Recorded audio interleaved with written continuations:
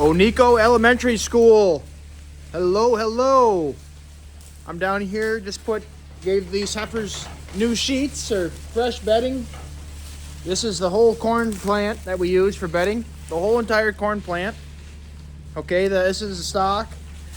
This here will be the husk that covers the ear corn. And sometimes there's actually an ear corn in this. It was a big round bale I used, and I hit it with the skid loader a bunch of times, and it fell apart, and now they're going to lay on it. Sometimes they'll pick through it and try to find something to eat. But today I'll tell you a little bit about what maybe a sick heifer will look like. So we just moved a few down to this new shed as I climb over these gates. And I'll show you kind of the signs of maybe a sick heifer. I'll also talk about different breeds of heifers and cows, or in dairy cattle actually, because there's different kinds of heifers and cows. But if you see this white heifer here, she's kind of munching on some corn stalks. But if you notice, her eyes kind of have some boogers in them. And that's kind of a telltale sign that she's not feeling the greatest. Now, I'm not going to give her any antibiotics, but I am going to keep a close eye on her. As you see, the other one, Swift, named after Taylor Swift, she's got a bad eye and some stuff coming out of her nose here. This here is a Guernsey, which is a different breed, but she's kind of got a hunchback. She might not just be feeling the greatest. They got wet in here because a bunch of snow blew in yesterday when it was snowing bad, and they kind of got wet, so she's probably, not feeling the greatest. But we'll kind of keep an eye on her a little bit and see how it goes. Animals don't really like change. So when you go from, inside where it's warm and your food's right there to maybe a little competition with some of these big Guernseys, that it just might be just a little bit of change, too much change too fast. So change isn't always good, or change on young ones is tough.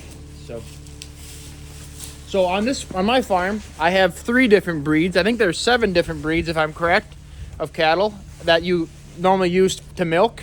We'll start with Holstein, which is black and white most of the time, all the time. And they are known for high milk production, so that's why they're so popular. Guernseys, they're known for milk as far as that, for higher butterfat and a little higher protein, but they don't give as much milk.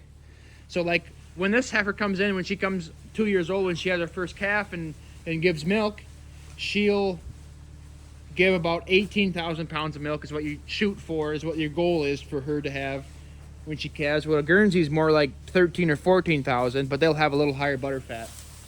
Also, in this farm we have these steers. I think I talked about them before. But other farms, they milk cows like Jerseys, where they're similar in color, but they're mostly all like the golden color Jerseys. They're shorter, and they're known for their butterfat. And then there's red and white Holstein, which is just Holstein but red and white, and they have their own breed. And there's one of them right here. Her name is Crumble. And there's another one right there, number 18, is a red and white Holstein. So that's the 3 breeds we have on this farm. But the other farm has Jerseys. Some farms have these called Brown Swiss, which they're a lot bigger than Holsteins. They give a fair amount of milk most of the time, and they kind of look like, I kind of call them donkeys. So they kind of look like donkeys, black nose, tall, fat, and stubborn. So kind of like me sometimes. Another breed are Ayrshires, which are they look like red and white Holsteins, maybe not quite as big, not quite as much milk, but they're just a different breed. They're not really that common, especially in this area where it's Holstein or Jerseys. Also,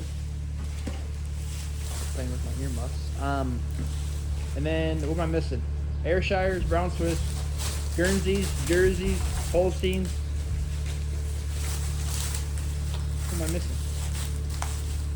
Ayrshires, Guernseys, Jerseys, Brown Swiss, Holsteins, red and white. Is there another one I'm missing? Sometimes people will cross, when I say cross, they'll use Holstein as a base and then breed it to maybe like a beef. Because beef are really tough and hardy. Like you see these big old Angus here, they like to eat, and they'll eat under any condition. They will strive pretty much under anything and put on weight and do very well. But I was trying to get these heifers, once you put new bedding in here, they kind of jump around and go crazy. I was trying to get that on camera, but probably because I'm talking, they don't want to do that, which is fine. But it's a pretty nice day in Wisconsin today. Yesterday it snowed almost 2 inches. People, they didn't have school. Some schools closed. So there they kind of go. Oh, look at that, kicking their feet up. Woohoo!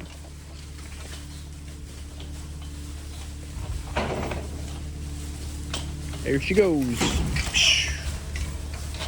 Here's kind of a couple, probably in 30 minutes or so, they'll all be laying out. You see how the sun shines through right onto those heifers, and they'll lay right there, and they'll eat, or they'll just lay there and chew their cud, which is a form of how they digest feed, just chewing their cud. I can get into that maybe next video, but this is the heifer shed, and those are kind of the signs of a sick heifer, and what do you got to look out for when there's change with heifers? See, some of these heifers out here too are even soaking up the sun, soaking up the rays. I just fed them, so they're probably mostly eating, but yeah. How many heifers are down here? Is there 5 in there? 5, 6, 7, 8, 9, 10, 11, 12, 13, 14, 18 from here on, which is quite a few.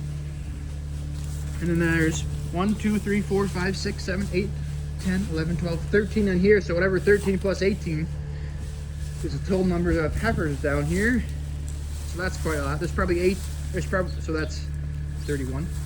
Anyways, there's 31 here or whatever, and then there's probably 30 or 35 in this shed here, right here, and they're eating and out there. So yeah, well, have a good weekend, Oniko.